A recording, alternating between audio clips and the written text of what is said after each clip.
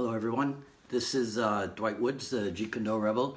I'm a few minutes late. I was doing a domain forwarding thing for Carlos. In any case, we're here ready to rock and roll. This is the I Love Jeet Kune broadcast number 12.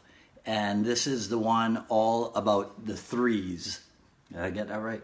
The threes, yeah. Okay, for my friend Jennifer, I have to do the t-shirt thing.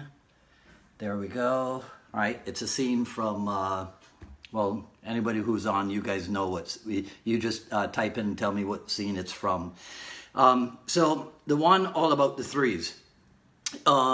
Before we get into today's broadcast, I want to just say something about, a little bit about why we do what we do here at I Love Jeet Kune. Actually, the reason is in the name itself. It's out of a love for this art and philosophy, a love, respect, admiration for and inspiration by Bruce Lee, a love, respect, admiration, inspiration by, but relationship with Dan Inosanto and my Jeet Kune colleagues. This became one of the most important aspects of my life, and ended up shaping a huge part of my life into what it is today. So I'm keenly aware of the benefits of what some of us call the Jeet Kune lifestyle, and so one of our goals is to share aspects of that Jeet Kune lifestyle with as wide an audience as possible. And as a social media platform, Facebook, the I Love Facebook group allows us to do just that.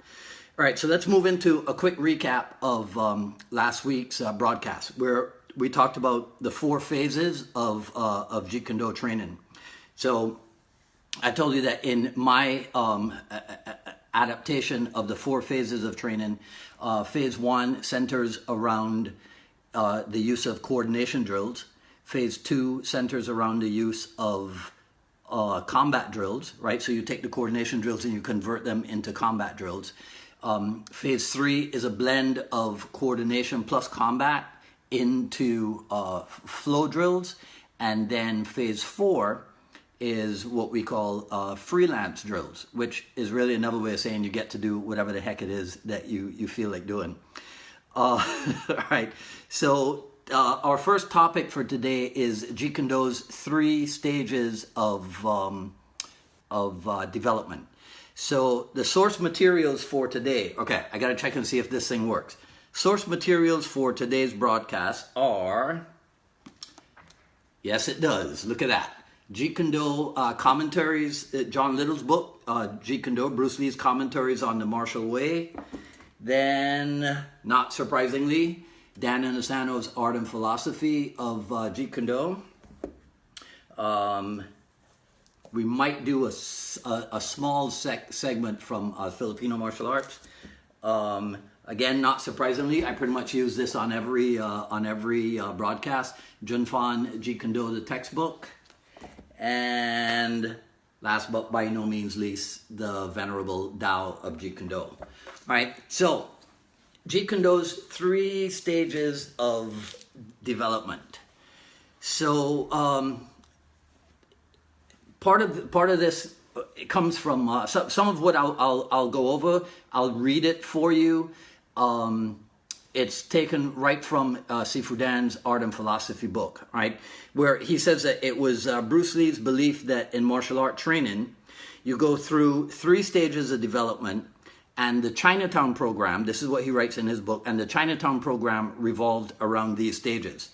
So the first stage is the primitive stage. And I swear to you, I have seen that somewhere else as the primordial stage.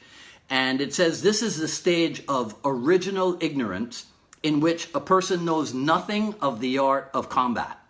In a fight, he simply blocks and strikes instinctively, without a concern as to what is being right or wrong. Of course, he might not be so-called scientific, but he is nevertheless being himself, and his attack or his defense is fluid.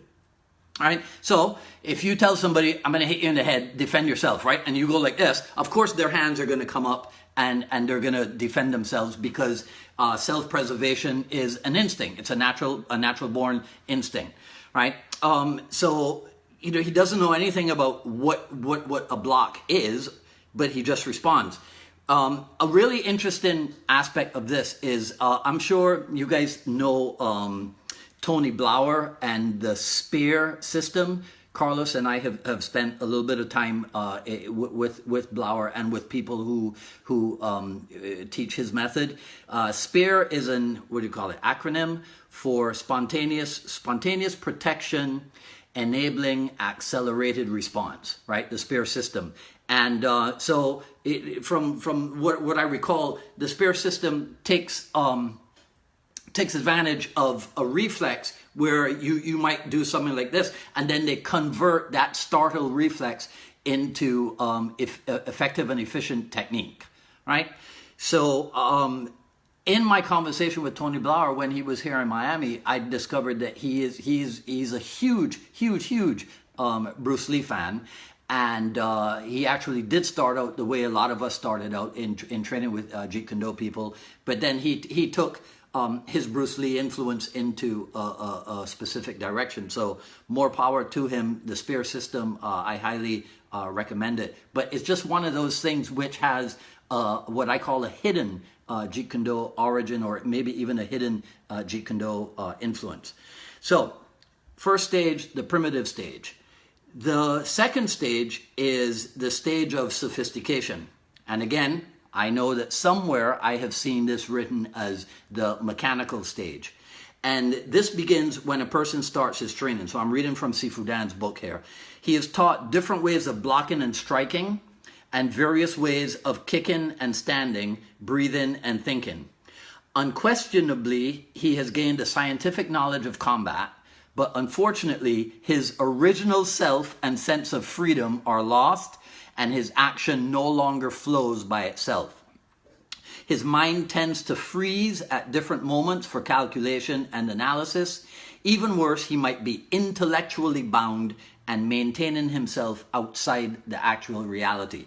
So I'm sure there are a lot of us who have maybe as a practitioner yourself, or even as an instructor, you have experienced that, where the mind freezes and the body freezes, and people are trying to calculate what it is that they should be doing in the moment, and so that that freedom is lost, right? The intellectually bound part is an interesting one, because this is where you get the silliness of my style versus your style. Which fighter, you know, like the people who are constantly asking stuff about, you know, would Bruce Lee at his peak be able to beat this MMA fighter or that, you know, and which style is the best for self-defense, and which style, the superlative, right? Always about what is the best, what is the best, what is the best. And I'm not yet tired of it, because obviously if people keep asking it, then it means that the message hasn't been delivered strongly enough as yet. There is no best. The only best there is the best that you can do, right? Because in like Bruce Lee says in Way of the Dragon, if it can help you to protect yourself in a fight, then it doesn't matter where it comes from. You should train it, right? So, but this is where a lot of people get lost in the mechanical stage, and it's not surprising. And so, as an instructor, I don't give people a really hard time when they get lost in the mechanical stage, because it is an area of immense discovery, right? So, for example, if we look at Chinese Kung Fu, in the art of Chinese Kung Fu, there are so many styles, right? So you got the Bagua, you got the Xing Yi, you got the Wing Chun, you got the Choi Le Foot, you got the this, you got the that. There's all this stuff that's going on. And so it's not surprising if people do get lost in the mechanical stage, right? In the stage of sophistication, because they're learning. You know, there's a difference between this block and this block and whatever, right? Third stage, the stage of artlessness. which I swear to you, I have seen this somewhere as the return to the original freedom. Okay? So this occurs when, after years of serious and hard practice, he realizes that after all, Kung Fu is nothing special, and instead of trying to impose his mind, he adjusts himself to the opponent like water pressing on an earthen wall. It flows through the slightest cracks. There's nothing to try to do but be purposeless and formless like water. You know where this is going, right? All his classical techniques and standard style are minimized, if not wiped out, and nothingness prevails. He is no longer confined. So this stage of artlessness, this third stage, obviously this relates to so many things about Bruce Lee. What comes to mind, the idea expressed in the scene with the abbot in Enter the Dragon. So if all you've ever seen is the theatrical release, then you need to find yourself a special edition, or I mean, it's probably on the YouTube by now, right? But it's a scene where he's talking with the abbot after the fight with Sammo Hung, and the discussion is about technique, and he says that there is no technique, and he says this when it's time, it hits on its own. It hits all by itself, or something, right? This is something that as regular human beings, we even non-martial artists experience in their regular everyday lives. Anybody who drives a car, you'll remember when you first started learning to drive a car, it's like you could barely keep the thing in a straight line on the road, right? But then we get to the point where it's like, you know, people are texting while they're driving. People are drinking coffee and having conversations while they're driving. I know some people who can actually drive with their left knee, right? They don't even use their hands on the steering wheel anymore, right? I'm not saying I do that, right? But they can drive with their left knee while they fiddle with the radio or whatever. That is the stage of artlessness, where you're doing stuff and your conscious mind is not even aware of the fact that that you're doing it. Not that I advocate not paying attention while you're driving on the street, especially here in Miami, right? But my point is that we can all learn to accept that when you start out in any new endeavor, you're going to be a little bit awkward with it in the beginning, right? But that's not a big deal, because if you hang tough in a little while, you go past that stage of awkwardness, and now you really get stuff, and you're so smooth with it that you can't even recall the time when you were struggling with the skill. And it's an important lesson to learn, because it's a lesson that once you've learned it yourself, you can pass that on to other people, right? Especially like younger people who would be struggling with stuff like that. So I hope you can see how when Bruce Lee says something like before I learned the art, a punch was just a punch. After I started learning the art, a punch was no longer a punch. Now that I have truly understood the art, a punch is just a punch. That's actually, it's probably taken from a Zen saying or something, but that is really a statement that depicts those three stages of development. So, to recap, the three stages of development: the primitive or primordial stage, the stage of sophistication, aka the mechanical stage, and the stage of artlessness, or the return to the original freedom. All right, let's move on to the three stages of a technique.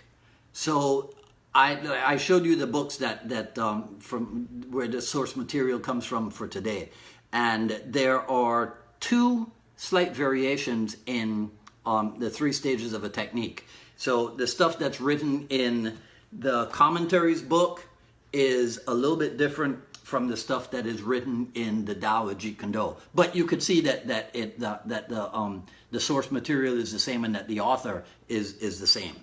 So three stages of a technique. So stage one is synchronization with self, or synchronization of self.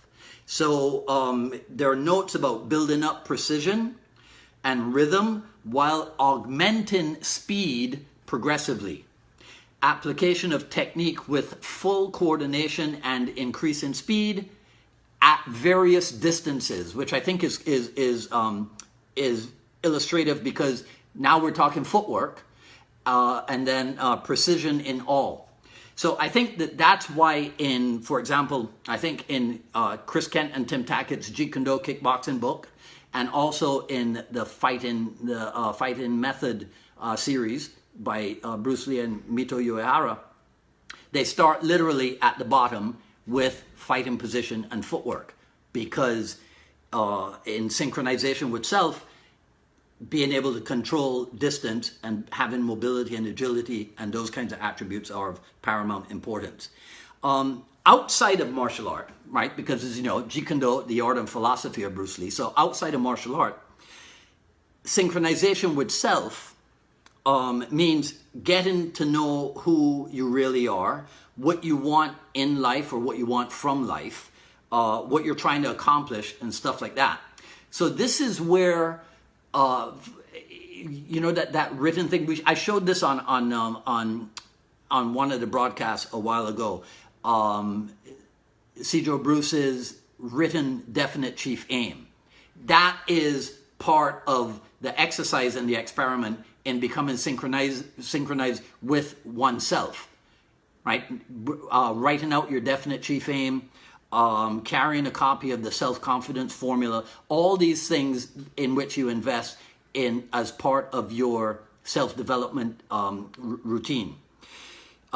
Stage 2, synchronization with the opponent. So the notes say timing and the ability to seize the opportunity when offered, distance, correct maintenance of space. So this, again, like I just said, this is where the attribute of spatial relationship or distance awareness comes into play. So now in stage 2, synchronization with an opponent, you've learned how to move yourself around, right? In stage 1, synchronization with self, right? So like your shadow boxing, we'll get into that a little bit. So you've learned how to move around in shadow boxing, or in your solo exercises, hitting the heavy bag, right? Maybe even working on the Wing Chun dummy or something. But it's all solo training, because that was stage 1, synchronization with self. Well, now what you want to do is to take that skill of self-movement to its next higher level by learning how to relate to a mobile opponent or training partner. Which reminds me, we've talked about this before, but I'll tell it to you again. 2 types of training, essentially. There's solo training and there's partner training. In solo training, there are 2 subtypes. Solo training in the air, aka shadow boxing, and solo training with the equipment. So like I said, hitting the bag, working on the Wing Chun dummy or something, but you're training on your own. Second type of training is partner training, and then 2 subtypes. First subtype being equipment training. So now your partner is feeding, or you're feeding Thai pads, focus mitts, kick shield, whatever, right? You know, partner drills with the Kali sticks or something. And then glove drills, which can be all the way from prearranged sparring drills all the way up to freelance drills, which aka free sparring, right? So synchronization with opponent is stage of a technique number 2.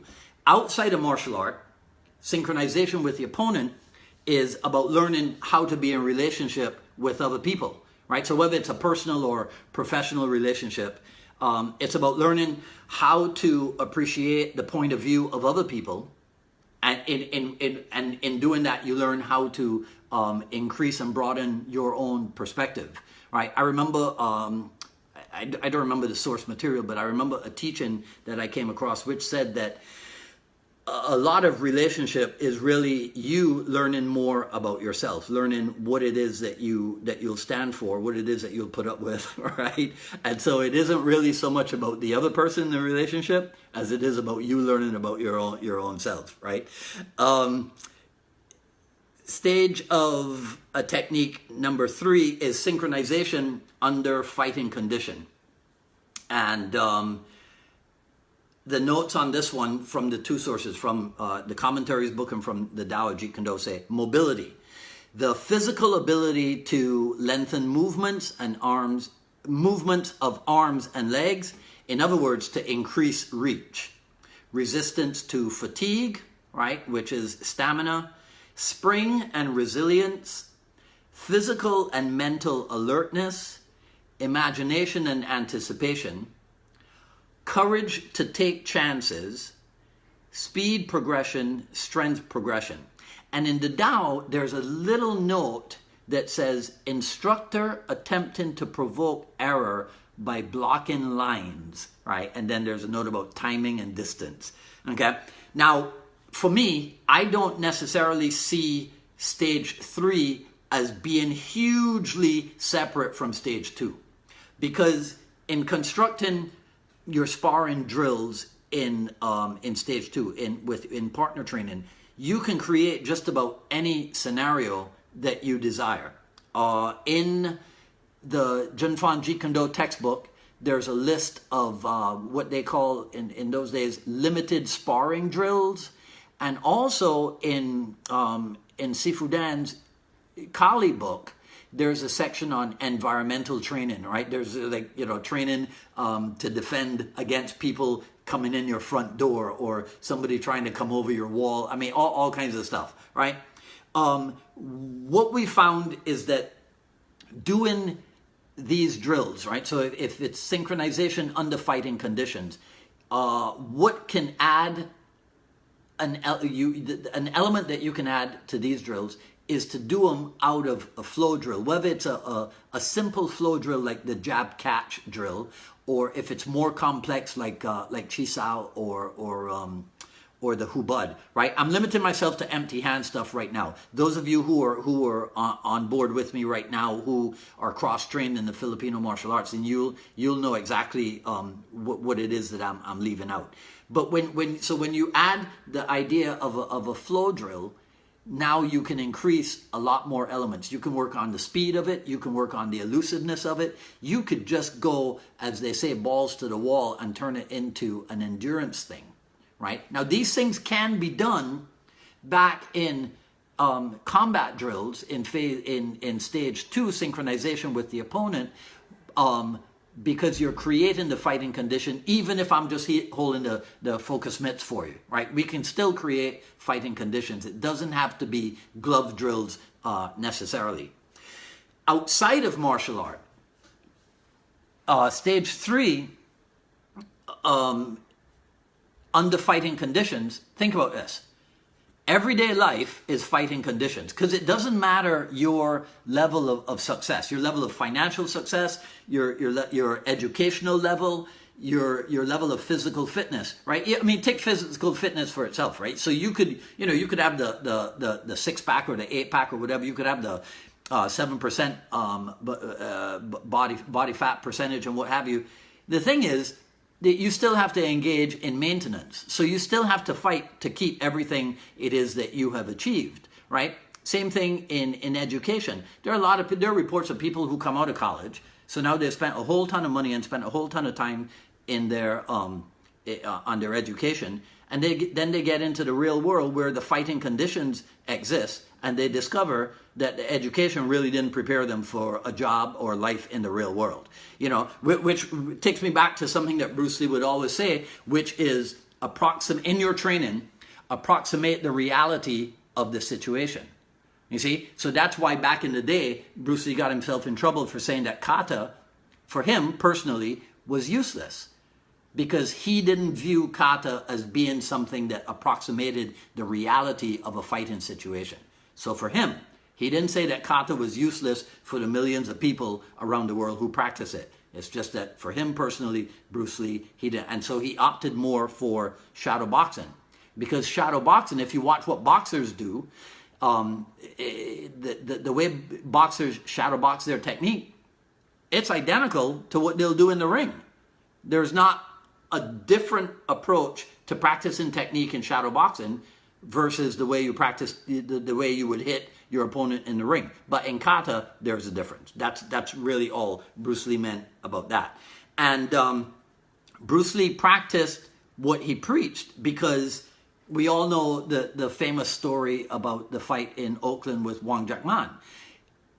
He wasn't that satisfied with his performance, and so as a result, his post-fight analysis, as a result of that fight with Wong Jack Man, he stepped up the investigation into other techniques, conditioning methods, and fortunately for those of us who came later, that's part of what evolved into what we now call Jeet Kune, right? So what you can keep in mind, one of the huge takeaways from that is that these things that are called mistakes, these so-called mistakes, are things that teach you what you still need to work on.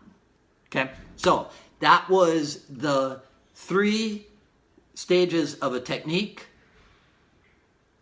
synchronization with self, synchronization with opponent, and synchronization under fighting conditions. Okay, so we'll move on to part 3, the 3 stages of cultivation. So stage 1, partiality, or what's known as the run-in to the extremes. Stage 2, fluidity, the 2 halves of one whole. And stage 3, emptiness, the formless form. So partiality implies that you don't yet have the full picture, or you don't yet have a full grasp of things.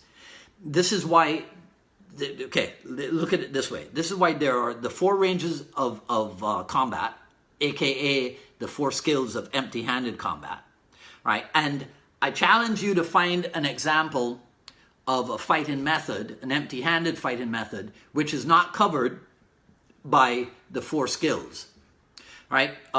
So partiality, let me show you this. Partiality looks like this. It's in the textbook, right? So this is what partiality looks like. Let me see if I can get a good, where is the camera, right? So if you look at the 4 circles by themselves, right, that's kicking, punching, trapping, and grappling, right? But then under there, you see how everything is blending and intersecting and almost kind of flowing from one into the other, right? So in partiality, all that stuff would be different. The 4 ranges of combat would be different. But in totality, everything is blended into a cohesive unit, right? Stage 2 of cultivation is fluidity, the 2 halves of one whole. And so, like I just showed you, that could be looked at as, okay, but no, let's see if we can make this simpler, right? So if you think about it, kicking, punching, trapping, grappling, right? Kicking and punching can be considered your stand-up, right? Or your striking. And then trapping and grappling can be considered your ground game. Now, if we take striking and we cut that in half, now we have upper body weapons and we have lower body weapons. Well, if we take the upper body weapons and we cut that in half again, we have the fist and the elbow. If we take the lower body weapons and we cut that in half, we have the knee and the foot. You see, right? If we look at grappling by itself, then you cut that in half because a lot of times in order to pull off a grappling technique, you kind of have to immobilize something, a limb or something. So, for example, if I have a guy in guard and I want to do a scissors reversal into the mount, then it behooves me to control his hands, right? So essentially, I trap for a split second and then I do the reversal, and now we've gone from guard to mount. So you could say that trapping is an integral part, therefore, of grappling, right? So 3 stages of cultivation: partiality, fluidity, and now number 3, emptiness, the formless form, right? So Bruce Lee said, the usefulness of a cup is in its emptiness, right? So in the 3rd stage, I think most people would agree that the third stage is then the highest level, right? The formless form. There's another quote that illustrates this, and it says, all technique is to be forgotten and the unconscious to be left alone to handle the situation. Technique will assert its wonders automatically or spontaneously. To float in totality, to have no technique, is to have all technique, right? And I remember when I was preparing this for you guys, that quote, to float in totality, to have no technique, is to have all technique, reminded me of something. So I think if you guys comment, I can see it, right? Okay, and just as I said that, Mr. Wells says, where did I get this shirt? You mean this one? I have no idea, Ray. If you were to ever see the Bruce Lee collection, you might be astounded. So this one, I have no idea where I got it from, right? It might be a time when one of my silk screeners made a shirt for me or something. Anyhow, to get back to the story, don't distract me, right? So you guys comment and tell me if you've heard this story. So it's after the Long Beach Internationals, and so people are talking to Bruce Lee, and they're like, well, you know, what style is that? Because you know, you're punching, but then you're kicking. So it looks like boxing at one time, but then you put these kicks from martial arts in. So, I mean, what style is this? And Bruce Lee is reported to have said something like, well, it's no style. So then they say, well, how can it be no style? And he says, well, because it's all styles. So then they ask, well, how can it be all styles? And he says, well, because it's no style, right? So I don't know. Maybe I imagined this, but I have heard that story, right? I heard that story way back in the day. But the point of it is that in this stage of emptiness, the formless form, this is not something that you're going to get to overnight. You got to be committed at all times to your training. It's not an overnight thing. The formless form is about freedom, right? But I should point this out. You're not going to live in the formless form, right? Nobody can wake up in, you know, if you have what some people would call a third dimension existence, right? You're not going to live in the formless form all the time. It is achieved in moments of action in real life situations, right? Now, if you live a peaceful life like me, it could be achieved in a moment where it's like you got to get somewhere and you're waiting for the bus or the train, and you realize that public transportation here in Miami cannot always be depended on, and so you immediately do the quick calculation, and it's like, I got to get the car and drive instead of, you know, taking the train, right? One thing I have to tell you before we close up here about the stages of cultivation. There is an incorrect depiction floating around on the internet with this stages of cultivation, and it shows partiality. Let me get it here. I at some point I'm gonna, you know, be able to. I'll have like maybe a picture of it, and I'll put it up for you, or I'll put it up under the post when we finish this live video.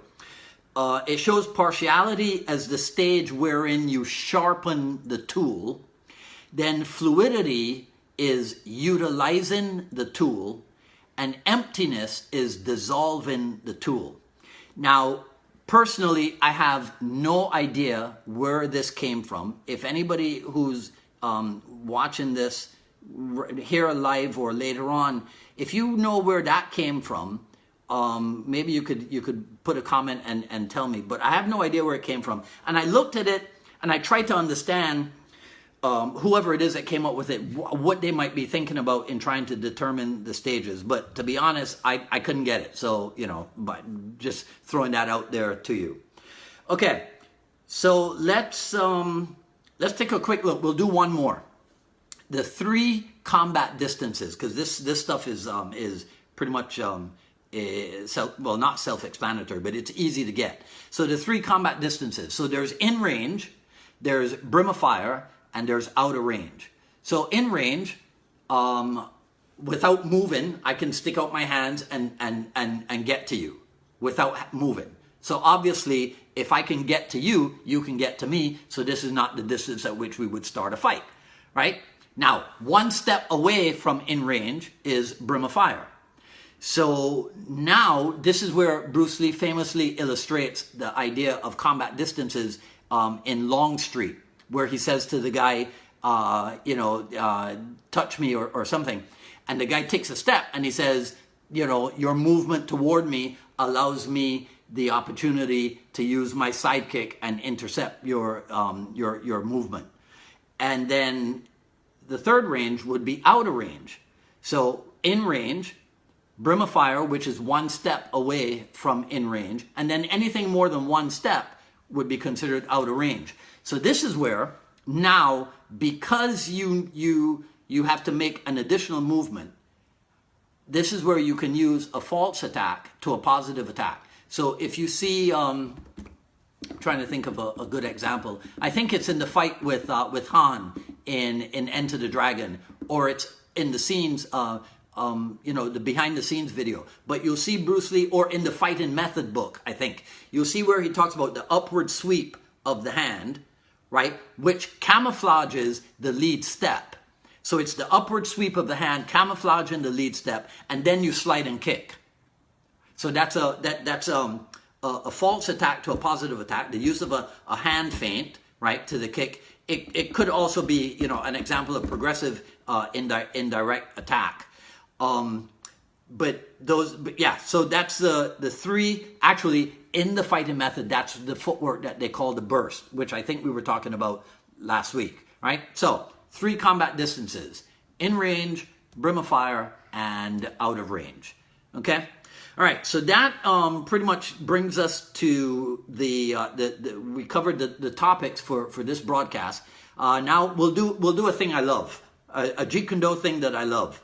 So if you look at what we just discussed, right, you can see how a lot of things that start out maybe diverse, definitely with their own name, right, but they end up coalescing into a single cohesive unit, right? So the 4 skills of combat combine with the stages of development, that combine with the stages of cultivation, that combine with the combat distances, and then you end up with a well-rounded martial artist, or you end up even with a well-rounded human being, right? I'm sure there are people out there who have experienced this in ways other than through Jeet Kune. But for me, this is the thing that taught it to me, to look at life in that way and to have a deeper perception of what's going on, right? Okay, a Jeet Kune thing that I hate. So along with the "be water, my friend" quote, right, which everybody has adopted, right, martial artists and non-martial artists, right? I mean, it's just so overused, right, since its debut on the internet, right? The other one that really ticks me off, right, is the one that says, "To hell with circumstances, I create opportunities." Now, I have looked and looked through all of my Bruce Lee materials, and I have never been able to find that. In fact, the very first time that I heard it or saw it, I knew it was wrong, right? I mean, as far as I know, it was wrong. And I knew what it was that they had messed up, right? So I'll show it to you. This is, we'll do this and then we'll sign off. So it's right here in this book. So, let's see. Okay, let me make sure I can do this the right way, because I don't want to mess this up. There we go. All right, so if you look, I don't know how to adjust this. Okay, there in the corner. It says, "Circumstances? Hell, I make circumstances." All right? So it's not "to hell with circumstances, I create opportunities." It is "circumstances? Hell, I make circumstances." Right? So the next time that you come across that, or you see, or you hear somebody talking about that, you can correct them. One of these days we'll do something with that whole "be water, my friend" also, right? Because there's other quotes and other things that that could replace that one, right? So that is it. I know a couple broadcasts ago I said that we would we would take a page from the Tao of Jeet Kune Do and analyze it or go through it. And I still intend to do that, but I think we already covered so much from those 4 books today that we don't need to do a separate segment on the page of the Tao. So once again, everyone, before we leave, I just did it before we came on. If you go to ilovejeetkunዶ.com, if you're interested, you guys know that we have the Quick Skills series available. In another few weeks, maybe a couple of months, we'll be filming volume 2, right? So if this is something that you think would benefit you, go ahead, just log on to ilovejeetkunዶ.com and you'll get all the information right there, right? So that's it for today. Thanks everyone for tuning in to the I Love Jeet Kune Do broadcast. This is Dwight Woods, the Jeet Kune Do Rebel, signing off. Everybody enjoy the rest of your day. Take care.